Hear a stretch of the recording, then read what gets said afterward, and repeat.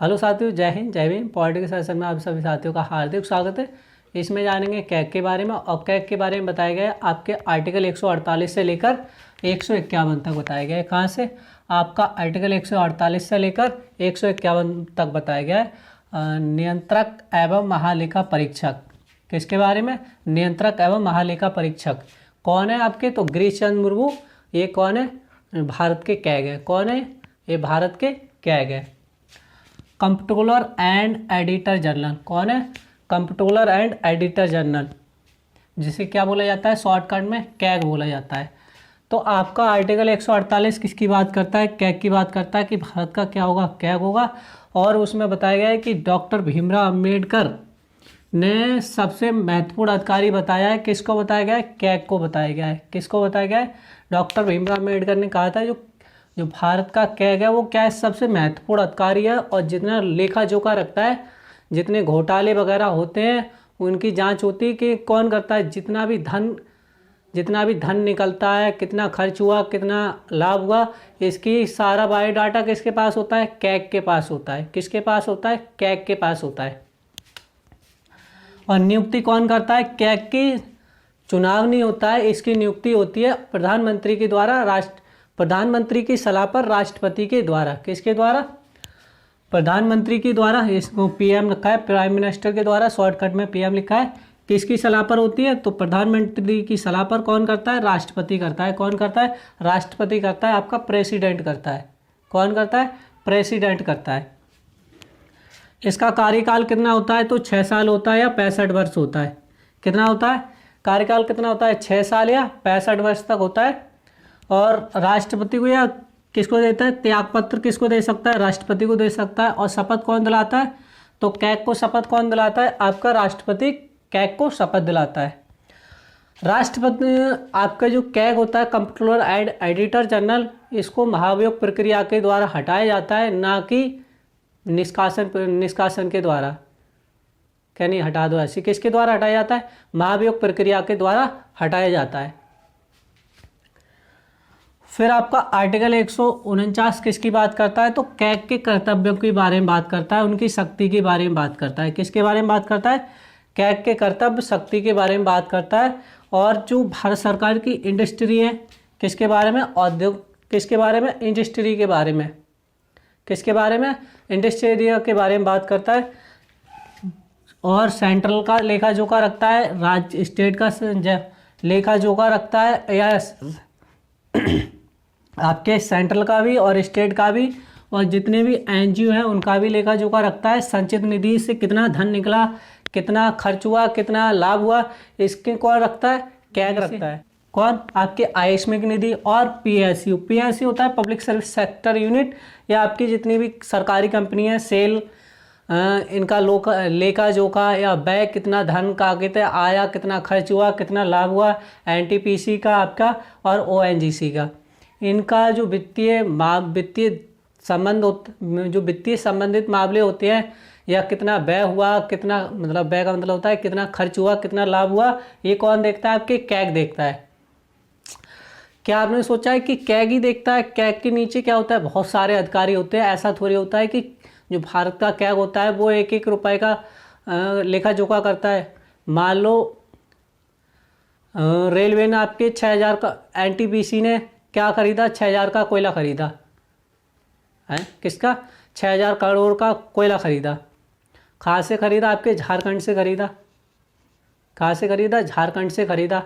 आपके झारखंड से 6000 करोड़ का कोयला खरीदा। तो और वहाँ पर जो धन निकला वो कितना निकला? 8000 करोड़ निकला। मान लो जो धन व्यय किया गया, धन निकाला गया, और कितना निकाला गया? कोयले के मामले में 8000 करोड़। और कितना कोयला खरीदा? 6000 करोड़ का। और बोला गया कि नहीं 8000 का कोयला खरीदा है। तो जो 2000 करोड़ का घोटाला होता है उसकी जांच कौन करता है? कैग करता है। और कैग से नीचे भी कैग के बहुत सारे अधिकारी होते हैं। क्या होते हैं? कैग के नीचे बहुत सारे अधिकारी होते हैं। जैसे आपके यूपीएससी जो एग्ज़ाम कराती है, और आपकी जो सही पोस्ट होती है, तो इसमें क्या होता है? आईआरएस से पोस्ट होती है। कौन सी? आईआरएस पोस्ट होती है इंडियन रेवेन्यू सर्विस। क्या होती है? Indian revenue service. ये कैग के नीचे आते हैं। फिर आपके जो एग्जाम लेती है उसमें क्या होता है, आरओ एआरओ की वैकेंसी देखी आपने, भर्ती देखी, तो उसमें क्या होता है आपके आरओ होते हैं, रेवेन्यू ऑफिसर होती है। ये लगभग कितने होते हैं, तो एक जिला में 5-6 होते हैं। कितने होते हैं, एक जिला में 5-6 अधिकारी होते हैं।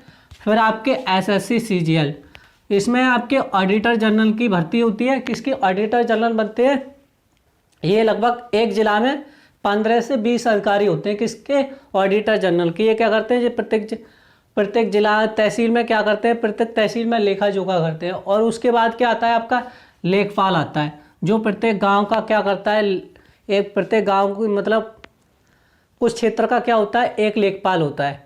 प्रत्येक गांव का लेखपाल होता है। मान लो किसी लेखपाल में 4 गांव हैं, 5 गांव हैं या 1 गांव है, तो जो लेखपाल होता है वो जमीन से संबंधित मामले कौन देखता है, आपके लेखपाल देखता है। वित्तीय संबंधित मामले सबसे छोटी इकाई होती है, वो आपकी लेखापाल बोला जाता है, जिसे लेखपाल बोला जाता है।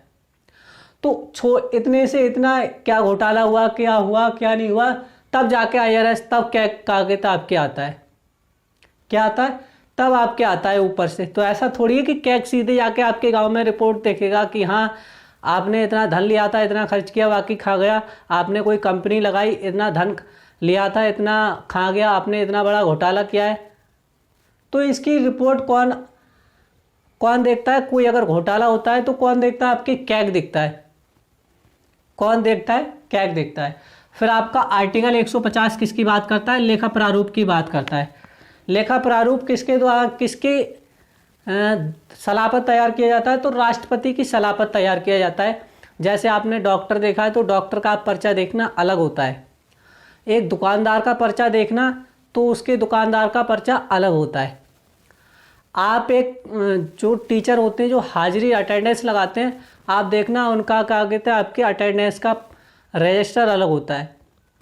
वैसे ही आप देखना, अगर जो बनिए होते हैं, जो दुकानदार लाला होते हैं, वो पर्चा बनाते हैं, तो उनका प्रारूप अलग होता है। तो प्रारूप किसकी सलाह पर तैयार किया जाता है, राष्ट्रपति की सलाह पर तैयार किया जाता है। और ये आर्टिकल आपके लिए कोई ज़्यादा मैन इंपॉर्टेंट है नहीं। आपका आर्टिकल कितना, 148 ज़्यादा मैन इंपॉर्टेंट है।